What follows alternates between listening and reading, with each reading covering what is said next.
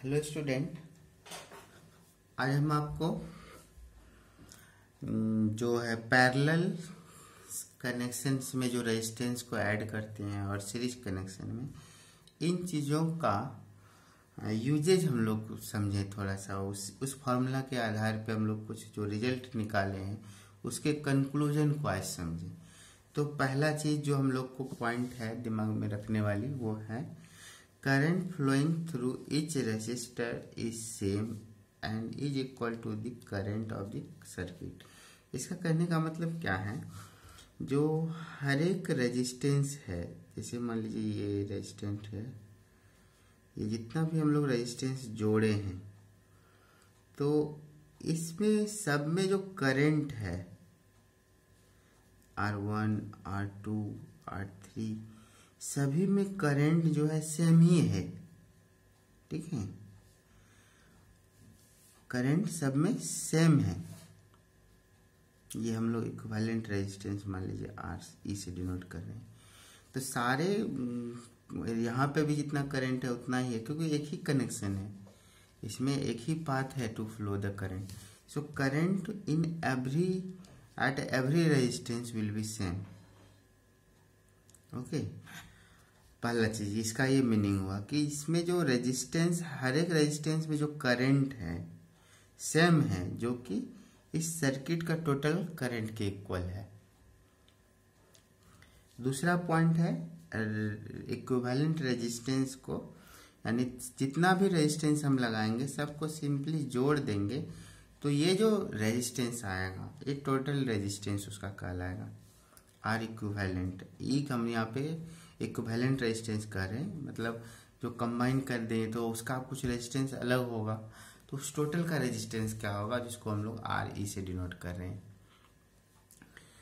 Next है in case of an equal resistance, suppose सारे resistance बराबर हैं आर में, ये सबका वैल्यू आर ही है, तो यहाँ पे आप आर जैसे निकालिएगा, ये जो निकालेंगे तो सब आर आर आर जितना है इसी तरह से प्लस होगा।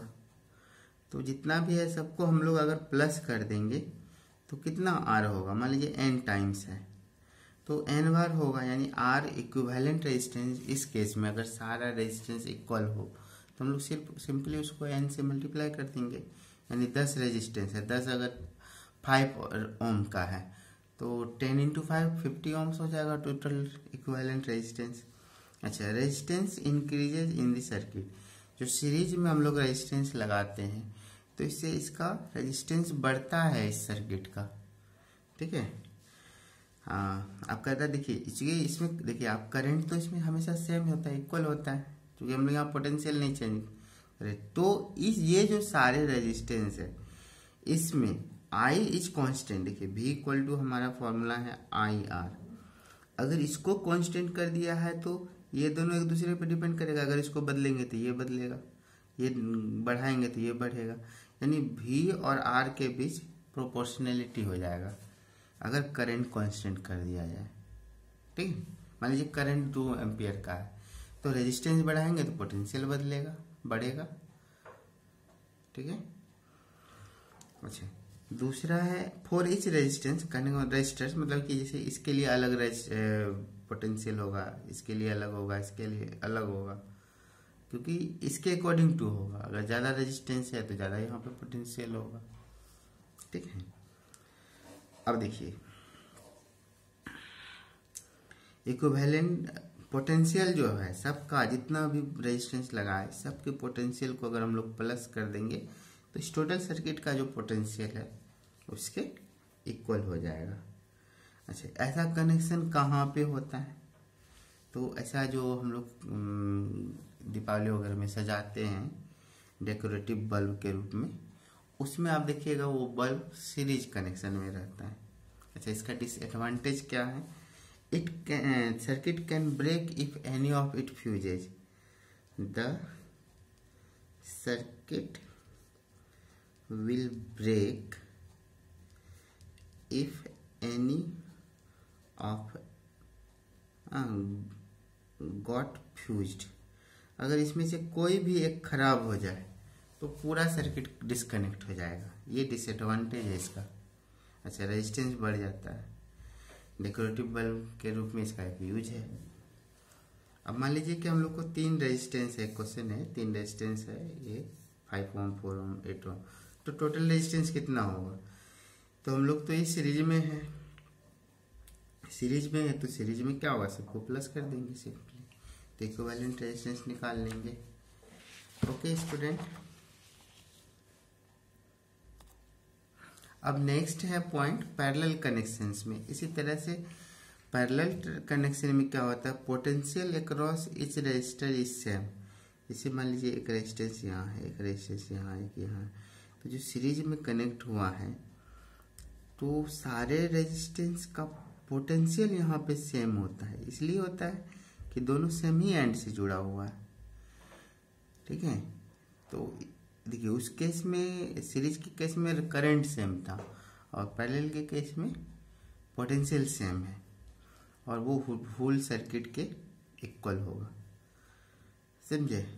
और दूसरा इक्विवेलेंट रेजिस्टेंस का जो फॉर्मूला आप निकालिए, 1 इक्विवेलेंट रेजिस्टेंस इक्वल टू मतलब सबके रेसिप्रोकल का सम। अगर ये सारे रेजिस्टेंस सेम हो, जैसे कि यहाँ आर है, ये भी आर है, ये भी आर है, तो सब 1/R 1/R 1/R 1/R है, सब जितने टाइम से होंगे n से मल्टीप्लाई हो जाएगा, ठीक है।